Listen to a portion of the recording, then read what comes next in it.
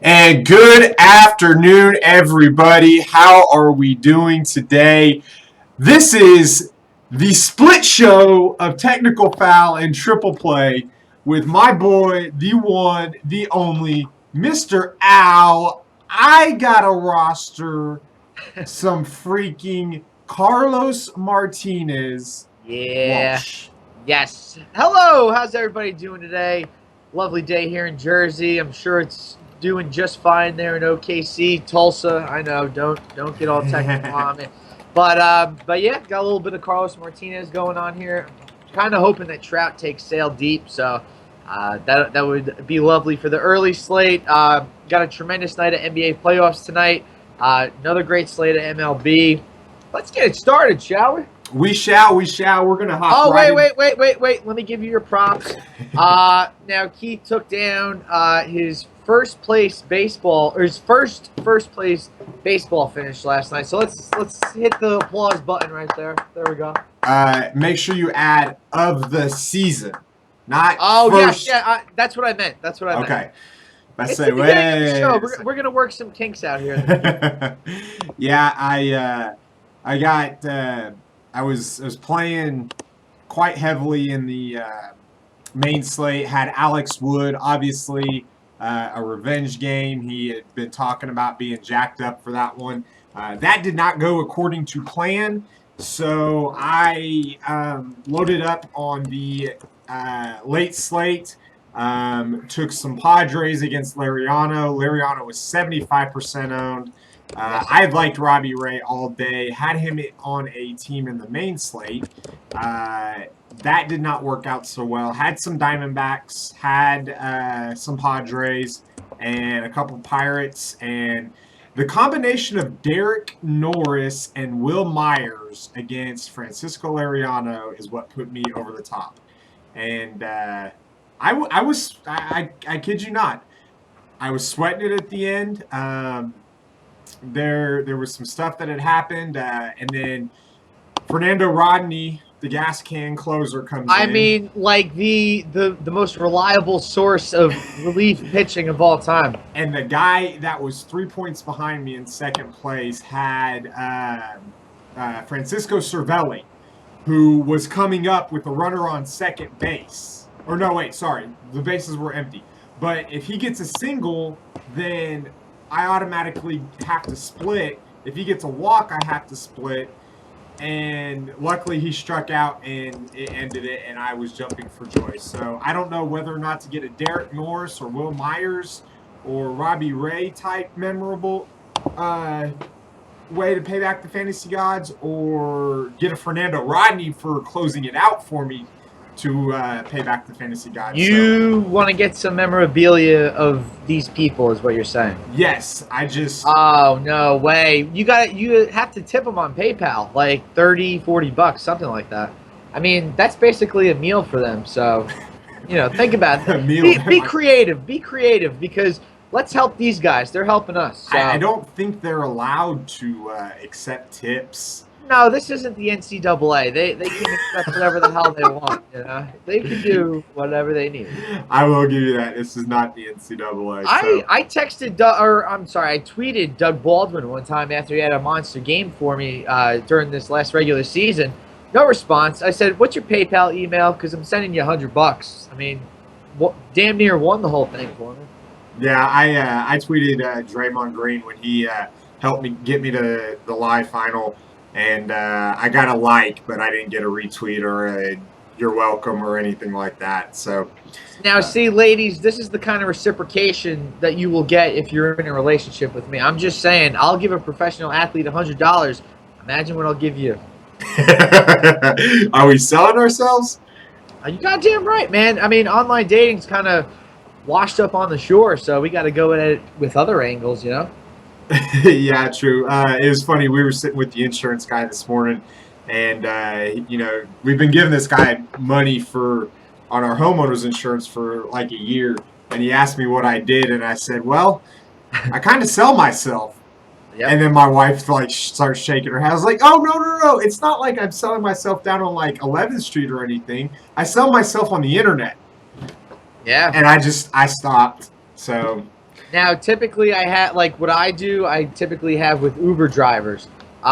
They're just baffled that you could actually make real money on fantasy sports. Like a lot of people have no idea about this. So hopefully, Ronnie yesterday, who took me from point A to point B, hopefully he's watching today. But yes, you too can make real money on this. I mean, we've had a good day, or I'm sorry, a good last couple days here. I hit the 1200 the other day. Orc on Monday. You last night. I mean, things are happening around here. yep. And considering it is, it's taken me. I played opening day and then I dabbled in it a little bit, but really hit hard. This is only really my second week into the MLB season. Really hitting it hard. I'm actually kind of excited about it, and Well, you're not going to be disappointed. no, absolutely not. And one thing I want to go over, and guys, just so we know, I want to make an announcement here real quick for everybody. We're going to be doing triple play, me and Al, for baseball season, Monday, Wednesdays, and Fridays. Me and Chop have something that's coming out next week, so we've got a lot of good stuff coming to you from the DFS Army. Thanks for the invite, Chop. Appreciate it. We'll get you on there. But we've got some good stuff coming out. Chop is a big cash game guy, and Al, me and you are big tournament guys. Oh yeah. Although I'm starting to get a little bit more into cash games and stuff like that. And I'm starting to get a little more head to head, but yes. Yeah, and if you're a part of the MLB Talk channel on Slack, you will see me and Chop going at it like we are father and son, and I'm a teenage adolescent and he's in his 60s. It's just we go at it, and we go at it hardcore. I miss Chop. Like, he needs to get his video stuff together, because like just hearing his voice or seeing his message, they just make me smile. It brightens my day. So Chop, we miss you, and get off of AOL. Get fries and piles. Come on, let's go. Yeah, but he'll talk about his favorite plays of the day and stuff like that. And believe it or not, that's actually what I use as a kind of a barometer to find out where the chalk is of the day, because we all know that Chop likes to eat chalk. And guys, remember this: in MLB DFS, a successful if you want a quick way to the top, stack against the chalkiest pitcher of the night. We saw that Vincent Velasquez last night was one of the chalkiest pitchers. So was Francisco Liriano. We've seen it against Zach Greinke. We've seen it against Clayton Kershaw, Mad Bum. We've seen all these guys that are huge chalk pitchers and great pitchers. They have the propensity to actually lay an egg from time to time. And you can, if you're stacking up against them, it's the same as in NFL. If the Seahawks are the chalk defense and you stack the Panthers against them, with Cam Newton and Greg Olsen, and they go off, guess what? You are catapulting yourself to the top. And it's the same way in MLB DFS. And what the freaking Mets did yesterday was absolutely freaking crazy. Don't say a good word. Don't say a good word, because I want to point this stat out to you. Do you realize that 3 times in the Mets history, okay, they've hit more than 5 home runs in a game? And he knows where I'm going with this. Can you talk about any team besides the Mets? I'll even accept Yankees stats. We can here in a minute. Okay. They've done it 3 times in their history, more than 5 times in a game. All 3 of them are against the Phillies in Philadelphia. Well, isn't that wonderful? Can we get on with other stuff now? Yeah, let's go to NBA and get some fun after there. We got a first game, Charlotte and Miami. Look, it's this game is I don't know. I want to play Kemba Walker. I want to play Goran Dragic, but I like we'll go position by position. I actually like Damian Lillard and Kyrie Irving way too much tonight to play those other two. All right, I'm glad you started with this game because we were talking pre-show. I got a very interesting play tonight here. It is Kemba Walker. Okay. Miami only 4.5 favorites, well, 4.5 point favorites tonight against the Hornets, who they just trounced. Listen, the Hornets are a damn good team. You know, I had predicted this series to go to 7 games. I think the Heat will win eventually, but you know, Vegas is telling you something tonight. You know, I mean, you take a look at the other spreads on the slate. I believe Cleveland is a 10.5 point favorite. Yes, and you know, LA 7.5. There's room for some slippage there, but I really like Kemba Walker tonight. In the regular season, every single game of the regular season, he had at least 35 FanDuel points. So yes, that game one, that was an aberration. I mean, they just got their clocks cleaned in that game. So I expect Kemba Walker to have the playoff game of his life. Can I go that far? Yes, I will. I'm gonna try to. That's not that difficult though. It's only 2 seasons. No, he yes, all right, 2 seasons. I thought you were gonna say 2 games. Yeah, he's gonna have a nice game tonight, and I'm definitely taking him over Kyrie Irving. And that kind of contradicts what I was saying to the whole Slack chat. Is that in the first round of the playoffs, you're basically going to see monkey see, monkey do from game to game. You know, I had plans tonight to roll out the same exact lineup that I won all that money on Sunday with. But somebody pulled the oak. I don't even know who the hell got their price raised. I woke up today. I was like, yeah, I'm gonna put this in every contest. Boop boop boop boop. And then at the end, I see I'm over $700. What the hell, FanDuel? So, you know, I got to make some minor adjustments. But, yeah, I mean, seeing the spread and all that, and know what Kemba Walker did to Miami during the regular season, I think we're going to see a pretty damn good game from the UConn grad, or at least attendee. I don't know how many years he went there. Okay, I could definitely see that. Let me ask you a question. What do you think about Goran Dragic? You know, his usage is kind of going down in the playoffs, and rightfully so. It's Dwayne Wade. This is what he lives for. This is why he sits out. This is why he plays limited minutes throughout the year. This is not why he plays, because he plays for championships. And in the first round, and if these games get out of hand, I could definitely see Wade taking a back seat. But while the game is competitive, I don't see how Dragic has anywhere close to the usage rate that he did during the regular season. I see Wade running more of the point and Dragic running more of the two. Yeah, I think Dragic is incredibly risky tonight.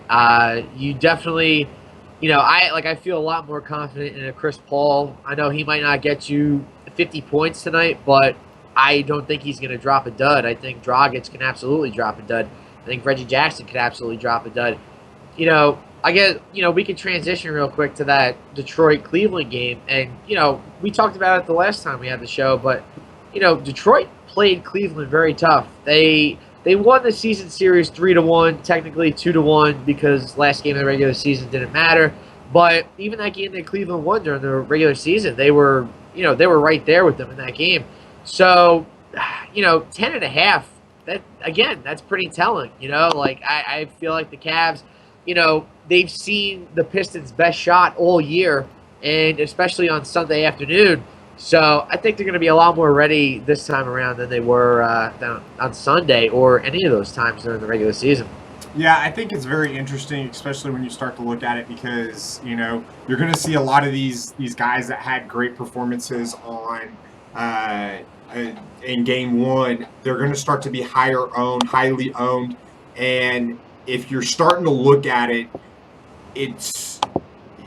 you're almost wanting to say, okay, you got to look at it as in a playoff series, and like this is halftime. Okay, teams make adjustments. You know, if they're lacking on pick and roll defense against Reggie Jackson and Andre Drummond, you can bet that the Cavs, not saying that they are or anything like that, but you can bet the Cavs are going to do what they can to make an adjustment so they're not going to get ate up as much in that scenario. And one of the biggest things to look for is not only how they make in-game adjustments for each team, but how they make adjustments game to game. Because as you get past game 2 into game 3 and 4, you can start to see, if you're watching, you can start to see kind of the chess match that's going to go back and forth and possibly project that into, who's going to do what and who has the ability to kind of take that next step. And if you can read that a little bit farther, you can start to predict ownership percentage. Remember, we are still dealing with humans, and humans are recent. They like recency bias. If they got screwed over by a guy in game 1, they're not going to roster them in game 2, and vice versa. Okay? Absolutely. And, I did not even discuss that part of it with Kemba Walker. I mean, I can guarantee you Kyrie Irving is going to be over 50% by far. I'm just using that as a barometer. But believe me, Kemba Walker will be like, I'll be shocked if he's at 20%, but he's going to have a great game tonight. It kind of sucks too, though, because he's more expensive than Kyrie, but I think the gamble is well worth it just in terms of ownership percentage. Absolutely. All right, let's go to shooting guard here. For me, I'm fading Dwayne Wade. I know he had a great game. He looked like the old Wade. He did only play 26 minutes, but that's all he needed to play. In those 26 minutes, he put up 30.3 fantasy points. Not saying that he couldn't do it again. I just think that the ownership percentage is going to be way too high for me in tournaments. I'm not playing Dwayne Wade. I might take a look at CJ McCollum, considering that he only put up 14. He had a bad game. Yeah, in 37 minutes. Game. But for me right now, I've got Josh Richardson and KCP kind of locked in as my 2 shooting guards. Yeah, Sunday I went with the combo of Jamal Crawford and JJ Redick.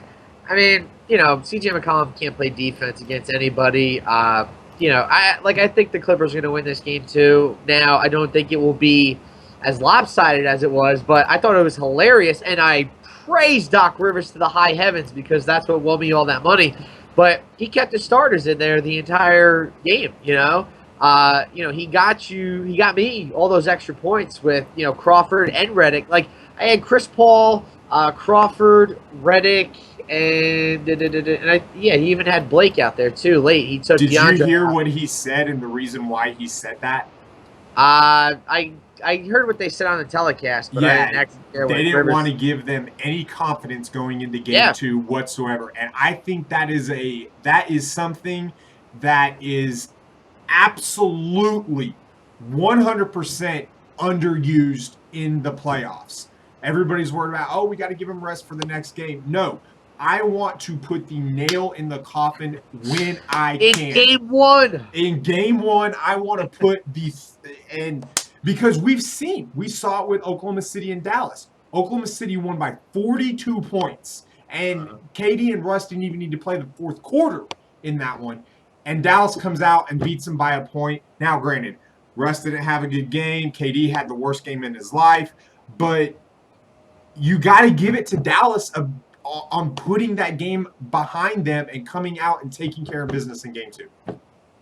Yeah. I don't think they're going to be as forceful as they were in game 1.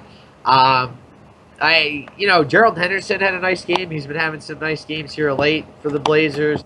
You got Allen Crabbe there, but to me, Henderson seems a lot more consistent. And, if I'm paying $3,700, I don't mind just below 20 points. I'll take that. I mean, I don't think I got 20 points from either Redick or Crawford on Sunday. But that's the thing. I mean, the thing in the playoffs is that, if you're playing these 3-game slates, as long as your guys aren't dropping 1.4s like Dwight Powell, you're going to be okay. You can get away with an 18 or something like that. This is the regular season. So as long as you just have the highest scoring players on the slate, low ownership, yada, yada, yada, you will be okay. Mm-hmm. Absolutely. All right, let's move on to small forward. Look, it's LeBron James' world, and we're all just living in it. Mm-hmm. So, I mean, you've got LeBron, and then at 10.5, and then all the way down, you've got Nick Batum at 6.9. I like Nick Batum tonight. I like him a lot. I've got him in my lineup right now as it is. Full disclosure, I don't have anybody in my lineup over 9,300 tonight, so I have no LeBron. Oh wow. I think he's going to be 100% owned, and yeah, it might be a risk, but you know, I look at ownership percentage, and if somebody's going to be 65 to 70% owned, I don't want anything to do with them. Fair warning, tonight is not the night for Al-Farouq Aminu. He had way too good of a game, but he also took like 28 three-pointers in game one, so he's a guy that's going to be heavily owned tonight. I would much rather go with the LeBron-Batum combo if you can get it. I think Cleveland's going to blow the doors off Detroit tonight, but same time, LeBron will get his, within the amount of time that he's going to play. Yeah, as long as he doesn't go for like 65 to 80, I think I'm all right. I actually like, instead of Al-Farouq Aminu, I like Maurice Harkless as a sneaky little play as well. He's still going to get run. He's still going to play. We've seen it at times. This guy has actually been very, very good. In the midcourt there for Portland. And I think that's one place where you can attack the Clippers. Yeah, I'm looking at cheap. I mean, Harkless is only 200 less than Al-Farouq Aminu. My favorite, Al-Farouq Aminu. Favorite name to say. But, yeah, I mean, he's only 200. So, I mean, I still think, because Aminu had all the rebounds in the first quarter. Now, why he was on the bench for the fourth quarter, I have no idea. But I don't like that going forward. And also, don't fall into the Justice Winslow trap tonight. This game is going to be a lot closer than we saw in game one. So that's going to mean less usage, less minutes for him. I know he's very attractive there at that 3,500 price, but don't fall into the trap. Yeah, I had Justice Winslow the other night, and it wasn't because. And that's not a bad play, but small. I think if you're going to go with like a LeBron and a Kemba, or like two high priced like a LeBron and a Blake, or LeBron and Hassan, then you're going to need to find somebody down there that can actually put up decent minutes and decent points. And I think he's a good punt play. I just don't like him because of the fact that, like you said, it could be a closer game, and that means he could, unless he's shooting the ball well and playing lockdown defense, he could not be seeing the court as much as normal. Absolutely. I have to have Chris Paul and Kemba Walker as my point guards tonight, just on the basis that Chris Paul does not want the Damian Lillard meme to be the most famous thing ever. No good, Clippers! Yeah, that could be a very interesting little narrative to watch tonight. All right, power forward. I like 3. Okay. And that is it. And none of them have the initials KL in them at all. Okay. Yeah, I could certainly see that. I've been reading a lot, and I know this has been a kind of a talk around Slack about how the Detroit Pistons were not happy with the big bodies that they have down there in that front court, that Kevin Love was one of the guys to kind of dominate them down low. And my response is the fact that Kevin Love has dominated anybody down low this year should be embarrassing in and of itself. Yeah, and again, that game was very close. I don't see this game being as close. I don't mind Tristan Thompson if you want to get real crazy with it, but I have to go back to the well with Luol Deng. I mean, power forwards have just been tearing up the Hornets all year, and I don't care how high owned he is. I mean, I found the gem on Sunday because he was like 16% owned in all my contests. But I really don't care how high owned he is. He's a very pivotal part for this team. And, we even saw it when he was with the Bulls. I mean, such a big contributor come playoff time and meaningful games. He does so much. And him on Marvin Williams, I'm signed up for that already. Yep. And you just mentioned my second guy. I actually like Marvin Williams as well. All right. I like that little ping pong battle that we got going on there. But my top play of the night, I got to go with my OU boy, my Oklahoma boy, Mr. BG 23. Oh, sorry, 32, not 23 anymore. He was Sam 20. Bradford? Actually, Blake Griffin. He's He's actually back. He's back. yeah, he's back. He's an actual Oklahoma boy. He didn't just go to OU. He's from Oklahoma. Went to OU, was actually probably going to be the first round pick, and then came back to try to win a title. OU went into oblivion for the basketball team after he left until recently. I love me some Blake Griffin. I don't agree with some of the things that he does sometimes, but I love the way his game has evolved What, and like started with his playing. friends? Yeah, punching his friends, and Oh, that whole Clippers team just annoys me every time I watch them because all they do is nothing but bitch. basically, I mean, don't they lead the league in text? It's either them or the Warriors, one of the two, or the Thunder. Oh, they're gentlemen. Stop. So, but yeah, I like Blake Griffin. I actually, if you want to get real creative and you can fit it in somehow, I wouldn't mind a little Clippers stack of Paul Griffin and DeAndre Jordan as well. So, All right. My allergies are kicking in big time right now, so that's why you hear a groggy ass man right now. So. all right, fine. All right, let's go on to center. In my opinion, there's four plays and four plays only. I don't think you can go anywhere else. It should be relatively even ownership across the board, depending on where you go in the rest of your lineup.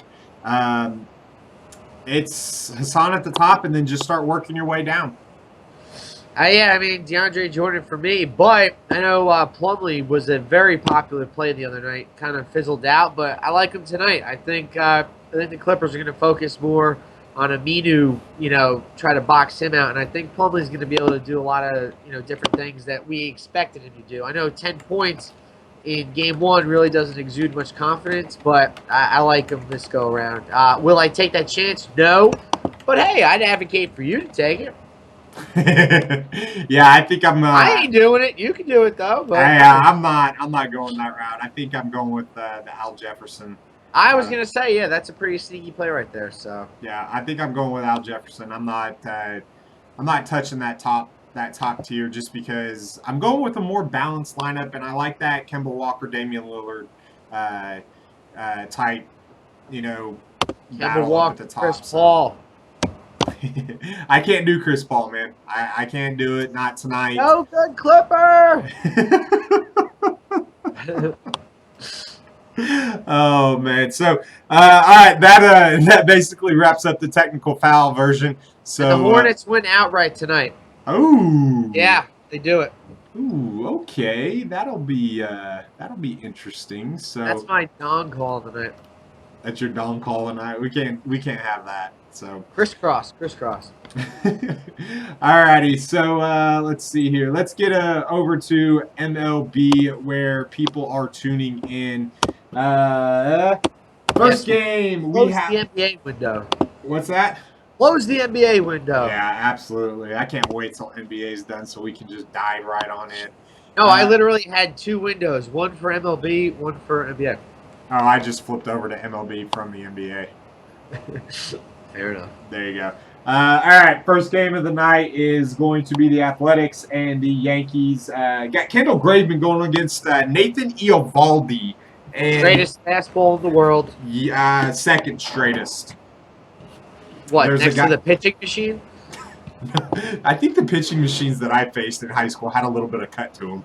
Yeah, my cousin got hit in the hand one time. I mean, it's not because she was crowding the plate. She got drilled by some some Seaside Heights, second rate, pitching machine. It was awful. See that happen, my big cuz. Yep, there you go. All right, we've got a. I know, right? The most random stories ever. Whatever. Yeah, exactly. Nathan Eovaldi is a 150 favorite. This is actually kind of surprising to me. I thought it would have been a little bit closer, but I think it has to do more with the lack of ability for the Athletics to actually hit the ball with any sort of authority right now then or it you does. could just say because they suck, but okay. I was trying to give them the benefit of the doubt. I They certainly. are Major League Baseball players. We're trying to be politically correct. Let's not use that term too loosely. No, we'll use it very strongly. All right. They get paid. They get paid a ton of money to hit 220. Yeah, I could go hit 220 in the majors. I don't know about that. Hey, do you realize it's like 2 hits a freaking week? Do you realize they're like dudes from down south throwing like 96? There were dudes down south in high school throwing 96. All right, I'm just saying they're professionals. You are not. I am not. Like I would bat 0.37 in the major. That's what I would do. With the ISO of .0001. And I'm just being very kind about that 0.37. Like it would probably be a 0. They're giving you the benefit of the doubt. So I took batting practice with the minor league team that I used to work for. Yeah. And I was like, oh, roped it, and it like just made it to the outfield grass. So that's where I'm at. And it was Gary Templeton throwing it to me.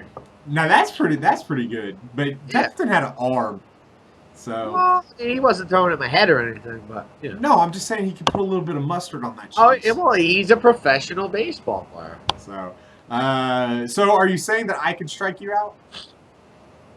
Probably. I mean, I haven't. The last time I stepped into the dish was in beer league softball. So.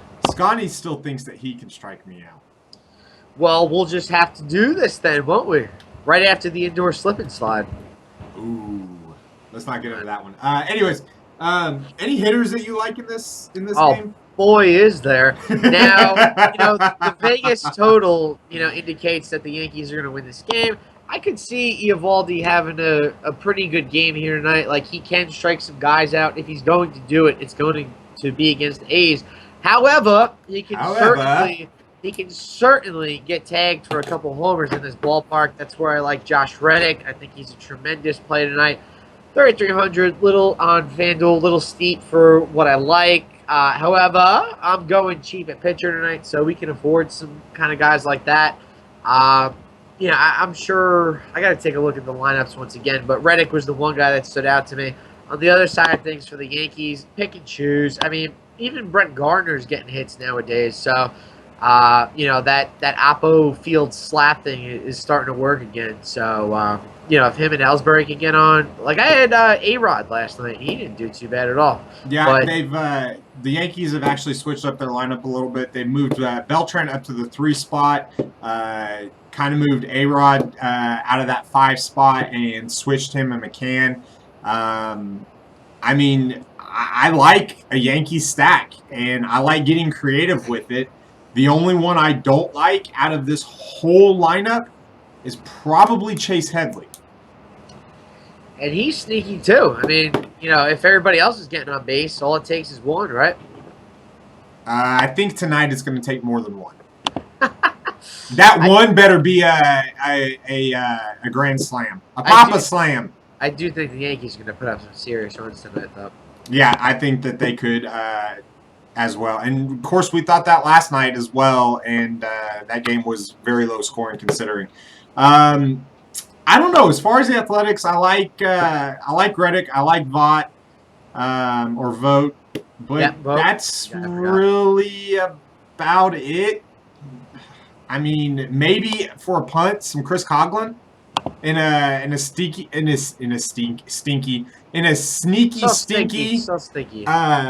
mini stack right there. But all you gotta do is get a hold of one of those fastballs and let it ride into that short porch in right field. Absolutely. For me, Reddick, Vogt, I believe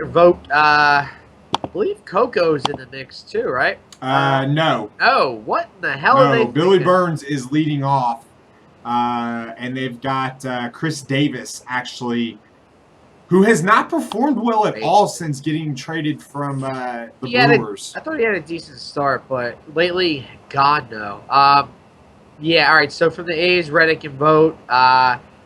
Yankees, take your pick. Basically, the top 9.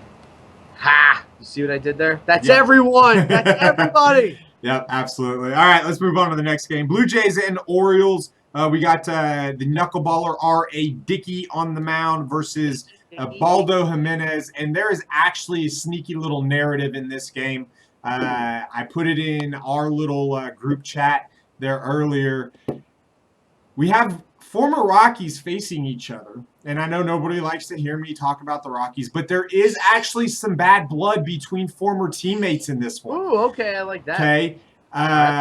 The last time that Ubaldo Jimenez and Troy Tulowitzki actually faced each other, Ubaldo plunked Tulo in the back, and Tulo charged. And Ubaldo dropped his gloves and basically said, "Let's go."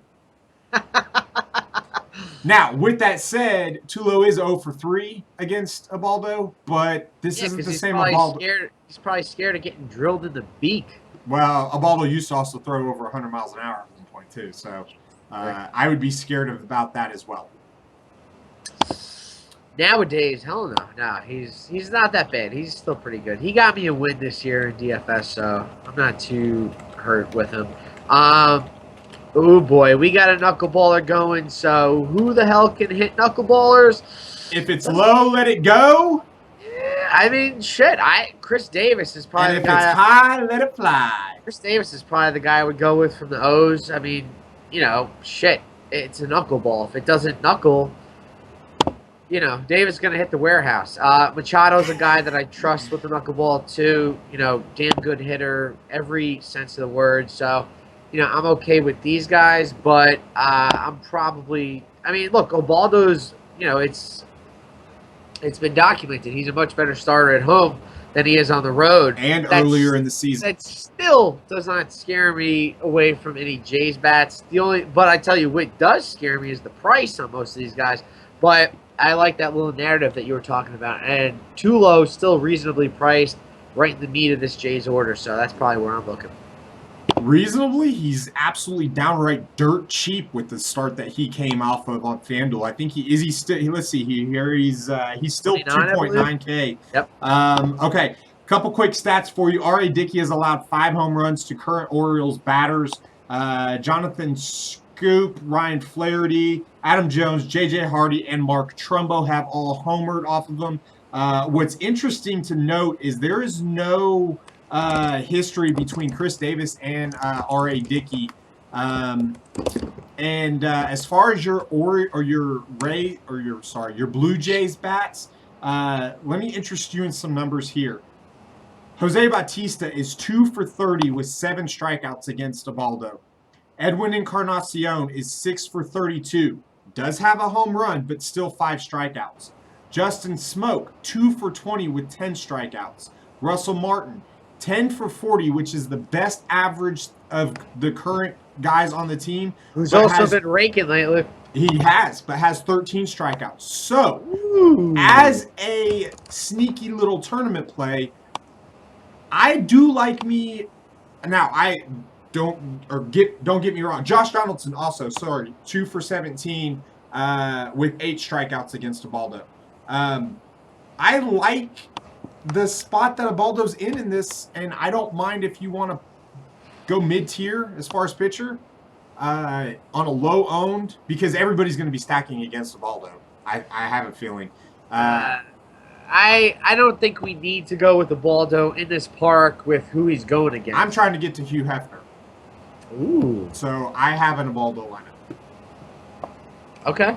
So, but not think everybody about that. is. I'm going for first, or at least get my money back. Right? That's what I want. That's my goal in this one. I want first, or I want my money back for the actual team. That's it. All right. So, yeah. I mean, look, this is a very interesting game to stack. First game of the night. One of the first 3 games of the night, but I think we're going to see some runs here. So you are not getting my pitching credentials here. There you go. All right, let's go to the next one. New York Mets and the Philadelphia Phillies. We got Fat Tolo Colon going against your Phillies, and I hate to say this, and I hate to let you know and realize this. I'm a big proponent of past numbers. I like a Philly stack as sneaky. They don't have good numbers against Bartolo Colon. Well, whatever. They beat him the last time, and Ryan Howard took him yard in a 1-0 slugfest. Ryan Howard, exactly. They beat him last time with the Ryan Howard dong, and that's the only guy that I would be worth even taking a flyer on tonight is Ryan Howard, because he has taken him yard 3 times. Well, you know what? Look, this Phil's bunch, I mean, they're showing me some feistiness. I think they could very well take this game tonight. I know the Mets took the first 2 games rather convincingly. I can certainly see the Phils going not ham on them, but I could see it like a 3-2 win, something like that. But it's like the Mets and Philly, they go apeshit there. It's crazy. Like, David Wright might as well just call, like how Chipper Jones was to Shea Stadium. David Wright is to Philly. He just goes yard there all the time. And he's got pretty good numbers against Hellickson in limited at-bats. I mean, that's not a bad play, David Wright. He's been doing it in Philly his whole career, so why the hell stop now? What is it? What is that number? What is that number again? Home runs in Philly? I think it was, 22, 23? Yeah, we don't need to talk about it, but... I've got those 2. It's basically Matt Kemp coming to Colorado, so... So David Wright, 3 of 5 against Hellickson, 2 extra base hits. Nothing crazy, but, he's seeing them all. Yoenis, 4 of 9 against Hellickson. Got a homer, only struck out once, so, both those guys could definitely work. Yep. I am praying to God that Michael Conforto doesn't go deep tonight, because I'm not going to have anything on him. That made me sick last night. I had him the night before, and he didn't do shit. And it's kind of, he's getting the Bryce Harper treatment to me, because everybody's like, oh, and he's below 3,000, and he's batting 3rd, so he's going to be extremely highly owned whenever he's facing a halfway decent non-pitcher. And 2% last night in my contest. 2%. Well, that's because he was going against Vincent Velasquez. I'm saying, in the slam. What do you think he's going to be owned tonight? What do you think his ownership tonight's going to be? Jesus Christ. Probably like 43. Okay. I'm fading him. Because I don't want anything to do with anybody that's going to be over 30% on my roster. Sold me. So, I do, however, like me some Asdrubal Cabrera and Travis Denard as a little mini stack at the bottom of that Mets lineup. I have to be your name pronouncer. Darno. Darno? Sorry. Darno. I'm not an NL East guy. Schroeder. I'm not an NL East guy. I'm sorry. So. All good. Did you know he was actually a Phillies draft pick? He got traded from the Phillies to the Jays in the Roy Halladay deal, and then he got dealt in the R.A. Dickey deal. Yes, I did know that. Ooh, so you are an NL East guy. No, I'm an MLB guy, but I also know that because it was Kyle Drabeck that also got dealt. Yep. And J.A. Happ was also part of that deal, I believe. Or maybe that was a separate deal just between the same two. I believe that was the same deal. Okay. So, we got breaking news. Brett Gardner, stiff neck scratch from tonight's lineup. Oh. So we're probably looking at, what the hell is his name? Hicks. They just said that Ellsbury's scratched. Hold on. What? Oh no, they have it right now. They have Hicks batting 9th. Starlin Castro all the way up to the 2-hole. Very interesting. Like he was last night. I like that. So Starlin Castro is now part of that. Ooh, baby. Ooh, baby. Yeah, it says Gardner scratch with the stiff neck. I'm watching it right on the TV right now. Yeah, we were getting some misinformation in Slack. So, let's see here. Ooh, could this White Sox bullpen actually blow this win for Chris Sale? I freaking hope so. Anyways, let's go to the Dodgers and Braves. The Braves absolutely just ruined my the beginning of the night early for me. I had Alex Wood in a lot of my teams. He was my number one pitcher on the board last night, and he absolutely just got shellacked. The defense behind him didn't help him at all either. That's something that I've actually started to pay attention to a little bit. Is that Dodgers bullpen is not very good, and that Dodgers defense is really, really beat up right now, and that has to kind of weigh in when you're starting to select Dodger pitchers not named Clayton Kershaw. Yeah, absolutely. I mean, defense is a huge part of all this. I know you said it. Now it's not something that I necessarily took into account all the time, but yeah, of course it does. All right, so we're talking about pitchers here tonight. Tahir. Now I'm supposed to be the pronunciation guy. I don't know how to pronounce this. Tehran. There we go. See, we helping each other out. Look at that.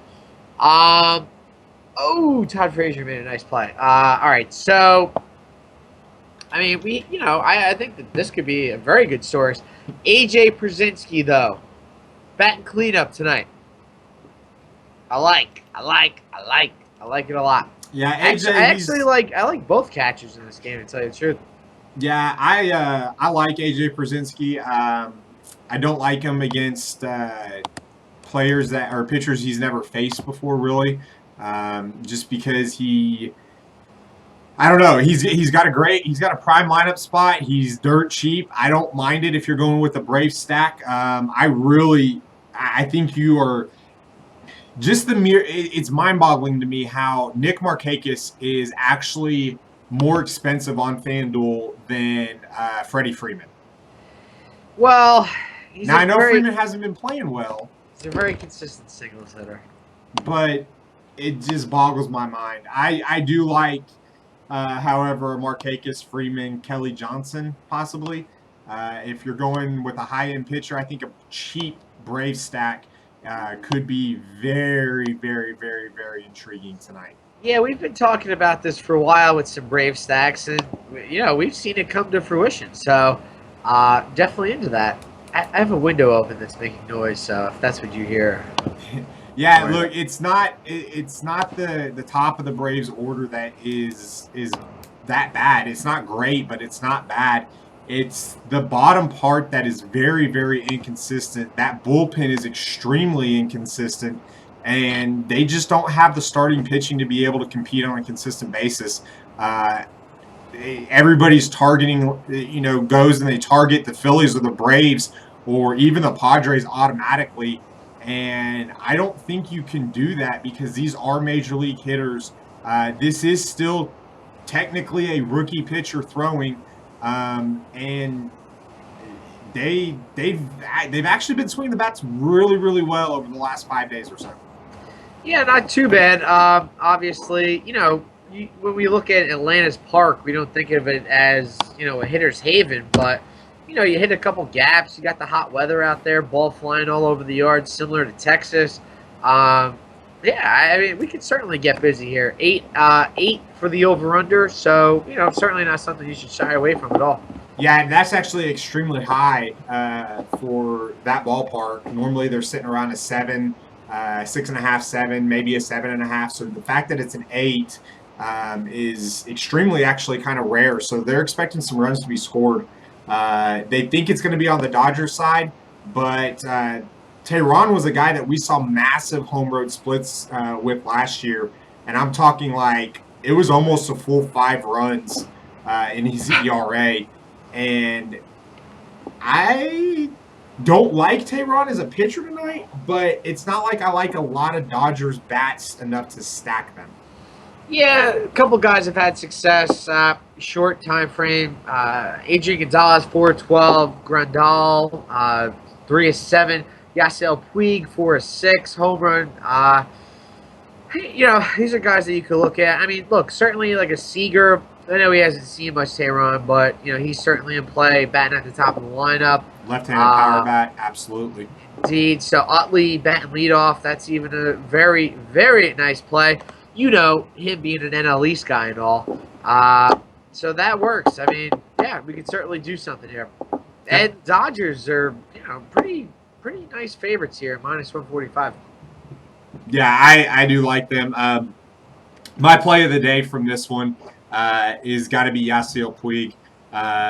He's not been bad, and yet he's kind of moving around that order. It's like I don't know if they want to get more runners on base when he comes up because he's swinging the bat really, really well and get him more RBI opportunities, or I don't know what it is, but I liked him in the 2 spot for DFS purposes a lot better than in the 5 spot, but I like the RBI opportunities that could present itself in the 5 spot better than the 2 spot. Do not mean to burst your bubble, but 1 RBI in the last 10 games. I know. I'm a jerk. I know. I shouldn't have said anything. You're fine. That was. Hey, FanDuel, blame them. Hey, he's still hitting the ball. Or Yasiel. No, he's getting on base. He does a tremendous job. It's just, my question to you is, rakes in all the RBIs before. Yeah, my question to you is how many games has he been in that 5 spot? Has it been all 10? I have no clue. I don't think so. I think because I vaguely remember him being in the 2 spot in some of those. So, all right, let's go to the next game. One of my premier pitching options of the day, Washington Nationals versus Miami Marlins. Joseph Ross versus Wei Chin. Now we're talking, Keith. We're talking. I love me some Joseph Ross. He kind of had a little bit of a rougher. Wait, am I thinking about the same guy? You're thinking of his brother. Yes, I was thinking of his brother. I am so sorry. That's perfect. He allowed. Hey, look, Joe's been stellar lately. Very stellar. Yeah, he got the win last time. He had 3 hits against. Last 2 times. Yeah, he's averaging right there around 47.5 fantasy points per game. I like me some Joe Ross. The only thing that scares me is that 3-4-5 combo for the Marlins. Yeah, but you know what? For this price, I'm not too worried about it. And on the other side of the bump is Wei Chin. Yeah, so we can also stack some right-handed bats from the Nationals. Oh, boy, we can stack too many in this game. Zimmerman's a guy that I got right on my target. He's in there. Even Michael Taylor, we could throw him in there. Chen's a guy that gives up the long ball. So, Taylor might not be that guy that you target with that, but he can certainly get on base. Yeah, absolutely. Look, everybody's going to be asking, Bryce Harper hit a grand slam and had a monstrous game, and his price went down $100. Well, yeah, but you're going to watch it tomorrow. It's going to be up 300 from today. He's going to be back over 6,000. He's on an absolute tear. You don't see this a lot. He is definitely one of the top 5 players in the game right now. The ownership percentage is going to be so, people are just going to make stupid, dumb lineups around him at $6,000 unless you nail that lower price pitching or all the value bats around him. I don't see how you can put have any confidence in any sort of lineup you put out there with him in it. Oh, hell no. Hell no. Let me see here. How about some Wilson Ramos? Can I interest you in that? Absolutely you can, because he is absolutely killing the ball lately.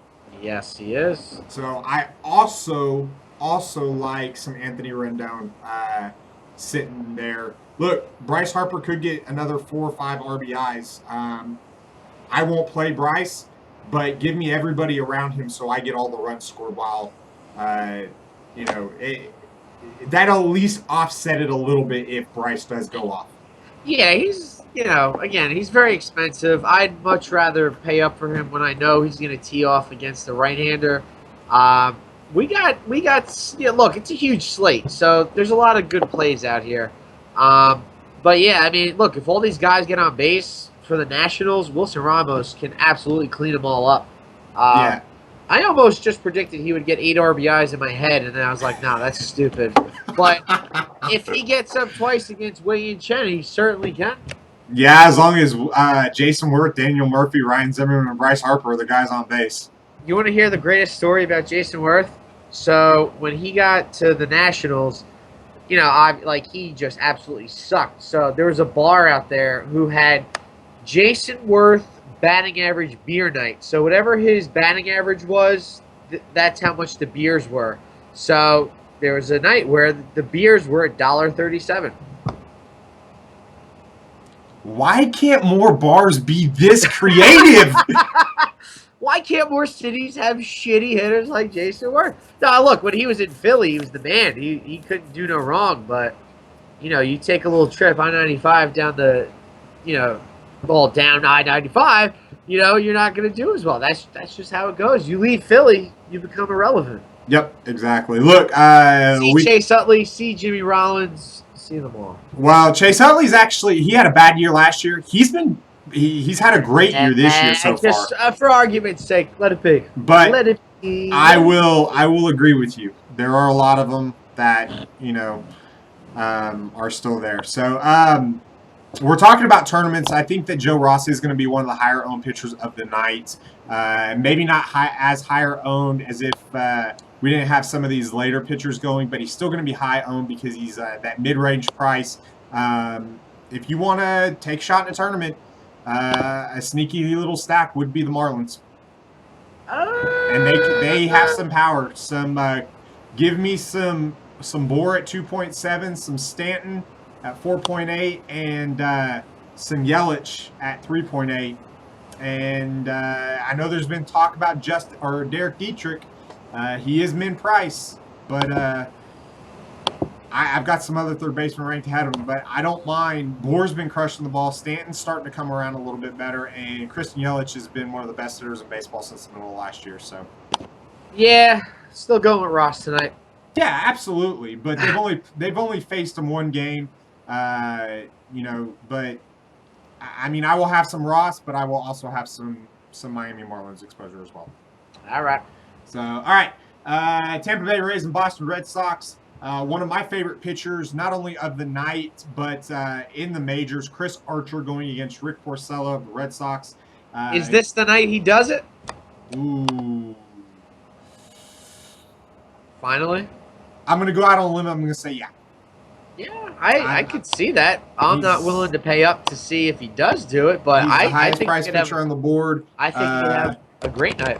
I like living on the wild side, so I'm going to say yeah. I'm going to say this is the night. Look, if there's anybody I'm scared of in this lineup for the Red Sox, it's a guy by the name of David Ortiz. You might have heard of him. Ay, papi! He's the only one I'm scared of, really, in this game. Yeah, but you know what? That could just be one time. I could see Archer fanning him a bunch of times. I mean, look, to say that he's the most expensive pitcher on the slate, that says something. I think he will have a very good night out tonight. Again, just don't want to pay up against a pretty damn good lineup to see if it does come to fruition. I'll watch this start with a keen eye, but he won't be my starter. Yeah, he's got the highest K potential of the night, in my opinion. He has had very good games against the Red Sox before. Granted, that was in St. Pete, but he has shown the ability to shut down this lineup. The only thing I'm scared of is the fact that if I'm liking Chris Archer as much as I kind of have been, and I've got this warm and fuzzy feeling inside, that means I've got to like some Rays bats. At some point, if my pitcher gets the win, there has to be some offense. I just don't know who to pick on Rick Porcello with. Well, I did have Forsythe last night, which was awesome. That was a great call by you, by the way. But I also had Velasquez, so it really didn't matter. But yeah, I mean, look, the guy batting leadoff like that. Now, I actually saw Porcello in person on Friday just absolutely master the Jays, except for Encarnacion, that poor woman with her beak. Yeah, I don't think Porcello does this again. I mean, he had a pretty, he had a start of a lifetime. I mean, he used to be a highly touted pitcher, but, I mean, look, even Rays bats can get in on this. So, yeah, with some Forsythe, with some Dickerson, some Longo. We can get in the mix here. I like me some dick. Whoa. I think we're going to get a dick dong tonight. Dang. Well, we'll wait. We'll wait till the end. But, I kind of like Longoria and Encarnacion. They kind of have like that similar, that short stroke real quick. So I could potentially see Longoria be the guy. Yeah, 6 for 27 with a couple RBIs. The only bad thing about Longoria against Porcello is he does have 9 strikeouts against him. Porcello actually has pretty decent numbers. Desmond Jennings is 6 for 18. Logan Forsythe and Jennings owns the only home run other than a guy that I'm going to talk about here in just a second. And then Logan Forsythe is 4 for 10. Let's see. Steven Souza is 5 for 12. So there's some interesting plays. I do want to ask you about this. There's a guy hitting in the 6th hole. He's 2.2K for the Rays. His name is Brad Miller. He's 2 for 2 with 2 home runs off of Rick Porcello. Now, I'm not saying he's going to go 3 for 3 with 3 dongs off of Rick Porcello tonight. That can't happen. But the guy sees the guy well when in 2 at-bats he has 2 hits and they're both dongs. Absolutely, but he can get a whole bunch of blown away pitches. Look, you're right. He could get walked 3 times. Obviously, he sees him well. Oh, Frazier, screw you. Yeah, I'm not going that route. I just think if you're doing a Rays stack, it is a very, very interesting, very cheap play to be able to get in that. Mike Trout. What are we going to do with you? All right, so Mike Trout. Again. No, he hits a laser to third base. Todd Frazier robs him, throws it to first base. Karem's up in the air. Trout runs. Well, he falls. Then runs to second, gets thrown out at second. So. Well, at least you get credit for the single, right? Or is that going to be an error? I think it might be an error, so I'm screwed all around. But yeah, look, we can do a couple Rays. Your guy that you're talking about, sure, why the hell not, right? There you go. All right, let's go to the next one. This is actually one of my favorite offenses of the night. Detroit Tigers and Kansas City Royals. Jordan Zimmerman going against Ian Kennedy. I've heard a lot of love for Ian Kennedy on Twitter tonight, or today so far. I just can't bring myself to do it. Hell no! Look at the order for the Tigers. In fact, are you kidding me? I'm going the exact opposite. I love me some Tigers bats. Well, look, I know Ian Kennedy, 2-0 this year, .66 ERA. Yeah, there's a lot to get excited about there, but let's go to the other side of things and just take a look at that Tigers lineup, and I don't want to mess with that. Yeah, that's. They talk about Yankees Murderers Row of 1927. You talk about some of these other high vaunted offenses, the Lake Street Bombers, and the San Francisco Giants of the early 2000s with Matt Kemp and Barry Bonds and JT Snow and stuff like that. This Tigers offense is not one that I'm going to be picking on a lot this year with opposing pitchers. Ooh, hell no. Look, Jose Fernandez had the 13 strikeouts, but he also let up 5 runs. Yeah, you don't need to take this kind of a risk, Like, this is just a tremendous offense that, we don't need to do. Granted, we could say that KC has a great, pitcher's park, and, Kennedy's been so great this year, but don't take that chance. Don't take that chance. And especially if it's been all over Twitter, it's probably not going to be as low owned as you think. Yeah. We could certainly do better. He had a good last start out. I just can't do it. He's had 2 good starts to start the season, but he's still Ian Kennedy. And for everything that Ian Kennedy, his talent was, I sit there and I look at a .66 ERA with an xFIP of 3.62, which means he's about to get shelled somewhere down the line. Oh, yeah. So, I mean, I can't do it. I can't do it. I can't do it. We saw the Royals kind of go off their bats last night. What are you kind of thinking on that end? Do you still like me some? Salvi can't do it again, can he? No, of course not. But look, Jordan Zimmerman, pretty good pitcher. He's certainly had his sporadic times in Washington. 2-0, 0 ERA right now with the Tigers. I guess he's due for a letdown, I guess you could say. The wind's blowing out 8 miles an hour. That could give a jump to one of these guys. But again, this isn't, the greatest hitters park. This isn't where I'm targeting. So, Zimmerman being a good pitcher and, KC having the park that they're in, I'm going to look elsewhere. Yep. Although, Alcides Escobar, my man at shortstop, so cheap. Yeah, he's batting leadoff, 2.4K. Shortstop is one of those cheap positions right now. No Trevor Story. You got Xander Bogaerts there at the top, and Carlos Correa. But then you start to take a little bit of a drop. So I don't know. I kind of like a 9-1-2-3 stack of the Royals that wraparound. Jared Dyson came off the DL yesterday. Kind of had a productive day. I think he could probably have another one tonight. It wouldn't have helped me a lot last night, but I like the idea of doing a wraparound stack. And the Royals are Vegas is projecting the Royals to put up some runs tonight. So let's see here: Astros and Rangers, the Battle of Texas. Doug Fister and Cole Hamels. Oh boy, Tyler White batting cleanup tonight. Yes, sir. I like that. I thought he should have been. Now I don't like the fact that Colby Rasmus is still in the lineup, but I don't mind it because of Rasmus's splits against lefties. I just think that it's one of those.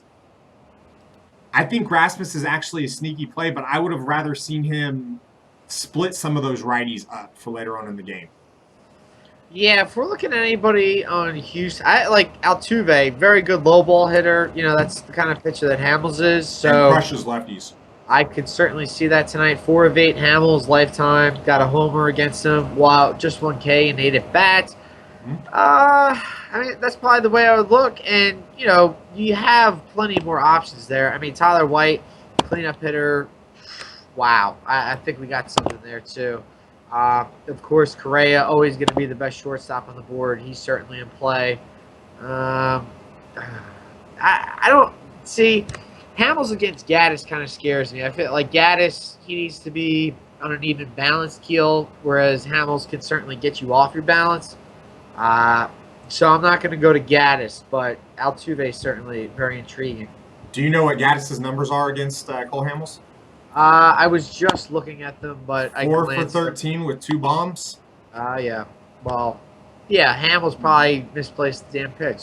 Yeah, but you also got to think, this was when they were in the NL East, and Gaddis was playing for the Braves, and Hamels was pitching in Philadelphia. Now, yeah, so we were probably beating them by 10 runs, and he's like, here's a big ball right over the middle. Now, Philadelphia is a better hitter's ballpark than Texas is, but Texas has got some weather, not bad weather. They've got some hotter weather with some humidity, and that breeze is doing that little. It's coming in towards left field from left field, which means it's going to create that jet stream out to right field, and Cole Hamels is not somebody that has the ability to challenge inside a lot to right-handed bats anymore. If he leaves one out over the outer half of the plate, Gaddis has the power to just kind of poke it out there. Yep, I can certainly see this. Don't be scared of any Texas bats tonight either. Nope, absolutely not. Doug Fister, the human pitching machine. Noma, my man. Noma. This guy's been killing it. And they finally have him priced right. Oh, that sucks. I had Prince Fielder last night. He went yah. Mitch Moreland, he'll hit you up in a spot every now and again. Odor, it just sucks that he's down at the 7-hole, but still a very good hitter. Noma, certainly in play tonight. Yep, absolutely. I really, really, really wanted Shin Chu to be in the lineup. Unfortunately, I just realized and I completely forgot that he was Isn't on the he DL. dead? Yeah. He's on the DL. I just completely forgot. Look, Ronaldo Odor, I keep going back to Ian Desmond. I know this guy is a good hitter. I've seen this guy hit very, very well. I just he keeps letting me down, and I'm gonna keep writing it. When I stack Rangers, I'm going to put in Ian. I'm gonna have some exposure to Ian Desmond just because of the fact that I know he's just going to break out sooner or later. See, that's the difference with us, is that I have to see the guy go off. Like the other night when we were talking about Cardi's projections and they had Sano at the top, I was like, I can't do that. I gotta wait to see. Well, god damn it, he went off that night. Yeah, Sano ended up going, and there was a big discussion in Slack about that one that night. And I think Stanton was at the top too, and he went yard the same night. Yep, and it was funny because I said in there, I was like, I could really use a Stanton dong right about now. And then next pitch, boom! And I was like, so, He's seen it. He's seen it.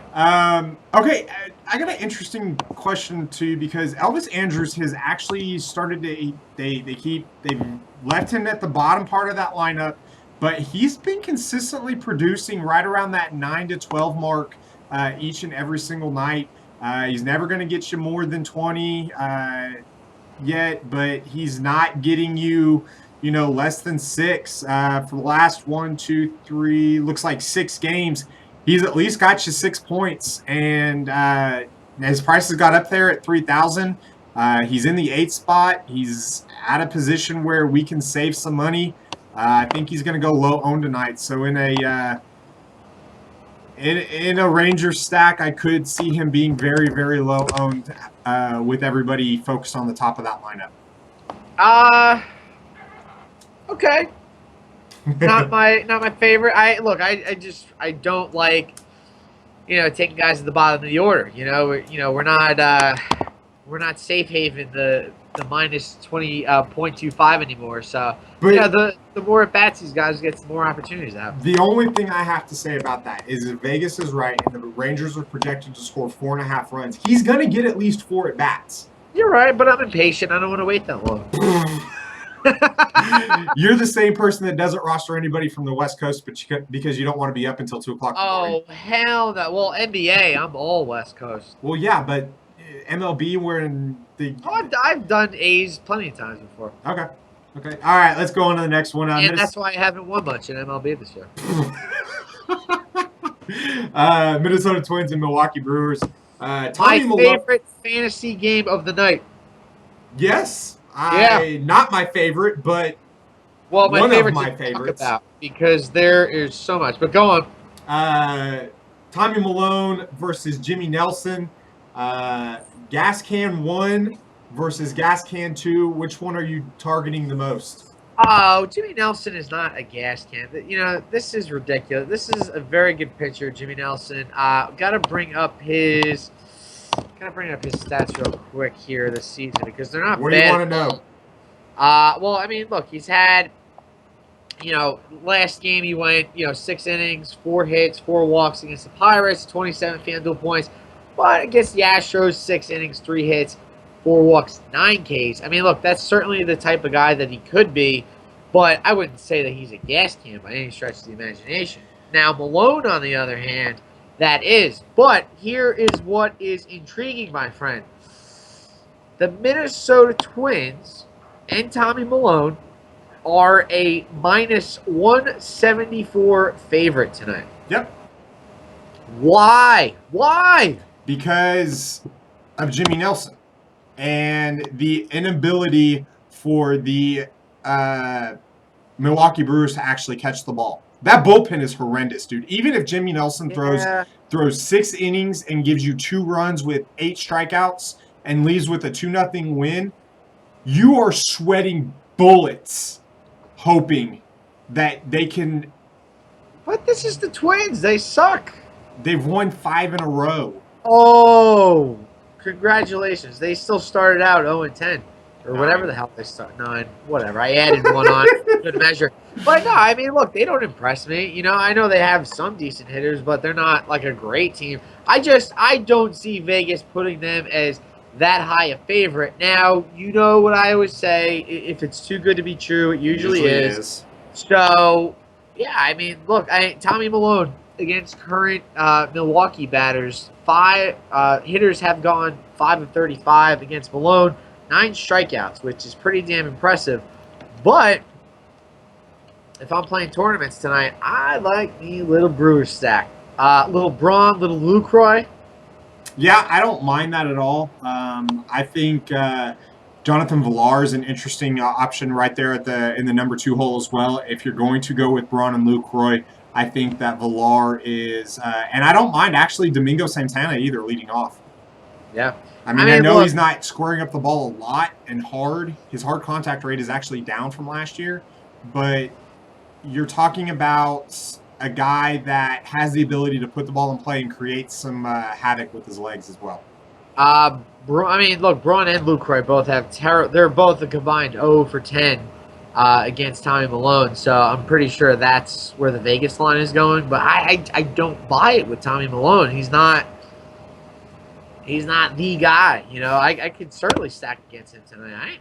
I like Bone Crusher. I ain't never scared. There you go. Yeah, I ain't scared. Had to bring out the rap. All right, Twins for me. Man, I like Nunez, but there's a lot of shortstops I like, and some of them are cheaper. I do like me some Brian Dozier at 2.9K. I think Joe Mauer is very, very, very sneaky tonight in a Mets stack. Or not a Mets stack, sorry, a Twins stack. You know, and this is the roof will be closed tonight. They have announced that the roof will be closed there in Milwaukee. I like Miguel Sano, but Oswaldo Arcia has been finding his way into a lot of my kind of mess around lineups to see what, and it's just the way that I'm constructing my lineup. I've right around that 2.6, 2.5K in the outfield spot, and he's been finding his way in there. Did he even get to finish his at bat last night? Like, I was just so frustrated with everything I don't think that was going on, because it was hilarious. Because I'm watching the game on my computer. So I guess they finished the 6th inning or whatever the hell it was. Yeah, it was. And then they come back from commercial, like, you know, it's looking all peaceful, and then they come back from commercial break. It's like deep impact going on at Target Field. Yeah, it was. That was very interesting, to say the least. But you did get a complete game out of Phil Hughes. I didn't. So if you're playing DK, oh no, wait, that was 2 nights ago. That was 2 nights ago. That it got shortened because of rain. Yesterday we played in the afternoon. All right. So, all right, Pittsburgh Pirates and San Diego Padres. This one is interesting. I was going to say, did you want me to say something? Because I don't want to. We've got Jeff Locke going against Drew Pomeranz. Right.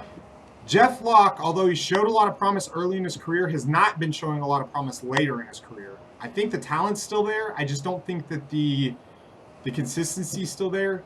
He can absolutely just come out and show what his talent has allowed him to be, namesake-wise. But he could also come out and just decide to try to let Petco Park on fire. Oh, yeah, certainly. Now, there's another one that's pretty interesting.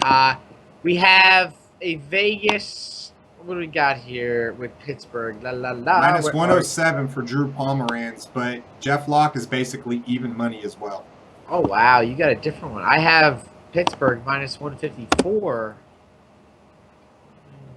Let me reload here. Yeah, Pittsburgh minus 154. Drew Pomeranz, San Diego plus 139. Now, on Cardi's projection system, he has the second highest pitcher as Pomeranz this evening. Yeah, I've got Pomeranz as one of my top pitchers as well. That's really odd because on Pinnacle, I've got Drew Pomeranz as a -107 favorite and Locke as a -101. Oh man. So we need to look into that. Hey, look, I'm on pregame.com, the most trusted source of betting information. How you like that for a plug, guys? Huh? Yeah, absolutely. Yeah, we'll look into that and figure out what's going on. I do like Drew Pomeranz tonight, but I like the bats more. Drew Pomeranz isn't a big strikeout guy. He's only averaging, let me see here, let me pull this up. Drew Pomeranz is only striking out, actually, he's one of the highest of the night. It's a 33.3% strikeout rate this evening. He actually is the highest of the night, above Chris Archer. Wow.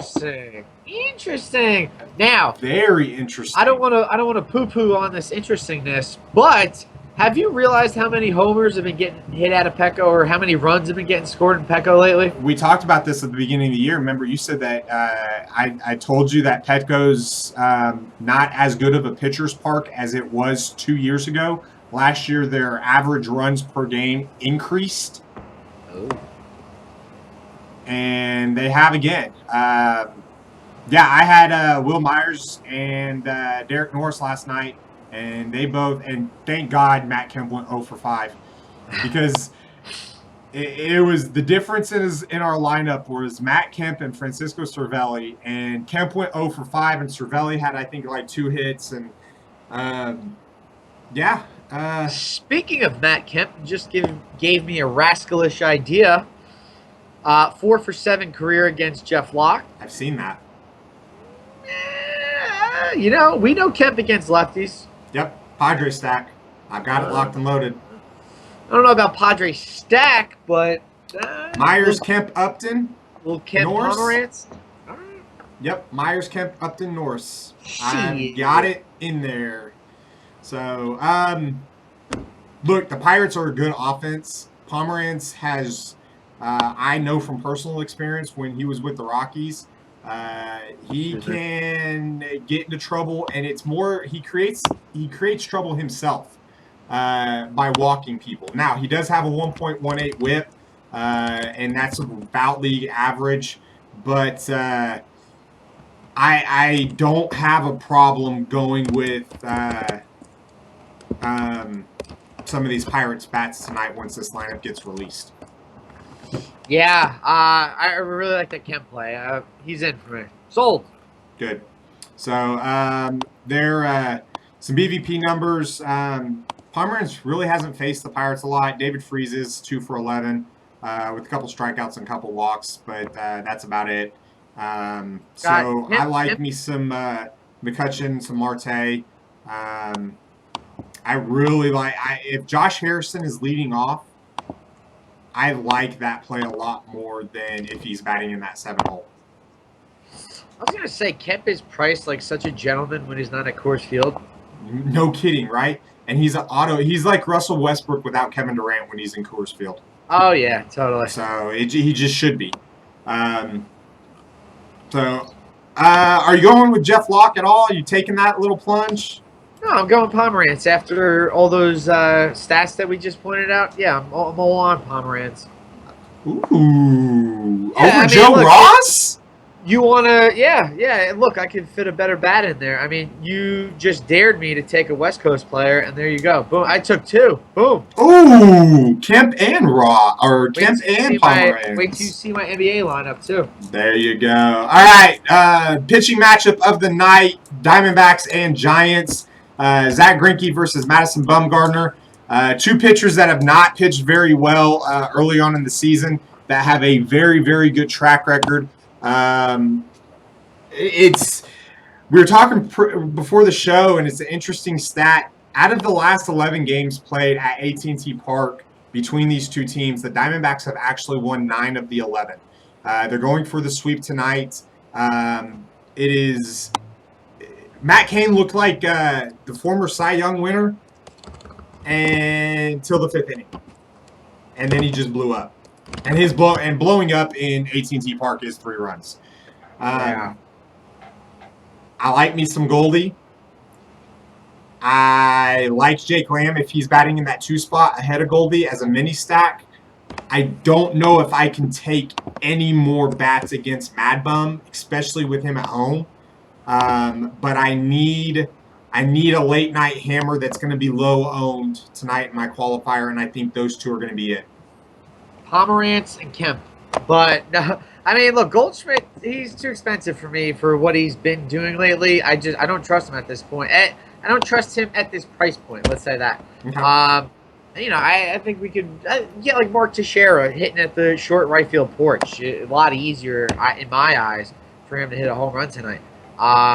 Something like that could work. I'm not going to try to force it on a late night stack, but I certainly like Kemp's numbers against locks, so that's something cool. But I don't know, maybe a Segura. That would be interesting. If he gets one in the gap and get a couple triples going. Yep, triples alley is definitely in play with him. So that, I would say Segura more over Goldschmidt for sure, just based on that. I've seen Goldschmidt's numbers against Bumgarner, but again, Bumgarner's probably due for a good start here too. Yeah, can I roster Bumgarner as a hitter? Yeah, right. I mean, hell, he takes Kershaw yard. One of my other pitchers tonight is actually going to be Zach Greinke. I like the way that he looked last time against I believe it was the No, it wasn't the Dodgers. It was who was his last start against? Greinke? Yeah, Greinke's last start. He looked the Padres. He looked good, and the bullpen actually kind of let that game up. But he did have 5 Ks. Let's see here. He allowed 3 runs in 7 1/3 innings. So yeah, he had some success against the Padres, but that was in San Diego. But this is another pitcher's ballpark. He has had some history against these guys, playing with the Dodgers last year or the last couple years. Right. I don't. The Giants batters don't have terribly good numbers against them. I mean, some of them have had some success, but nobody's knocked him around the ballpark, so I don't mind it as a tournament play.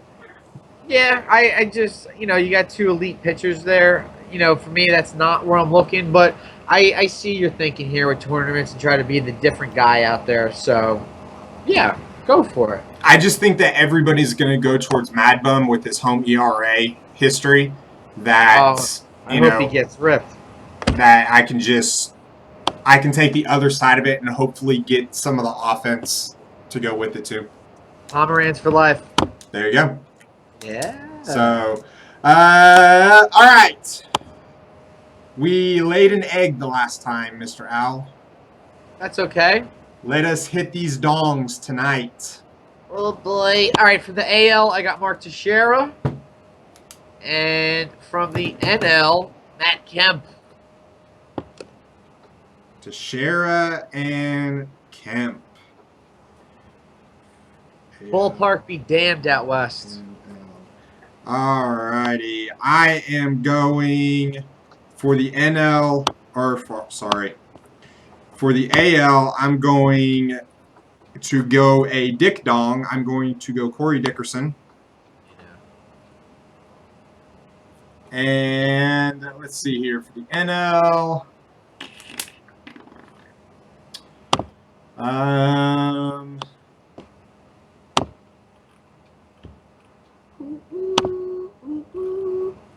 Hey, it's not like I don't have to pee or anything. I know, me neither.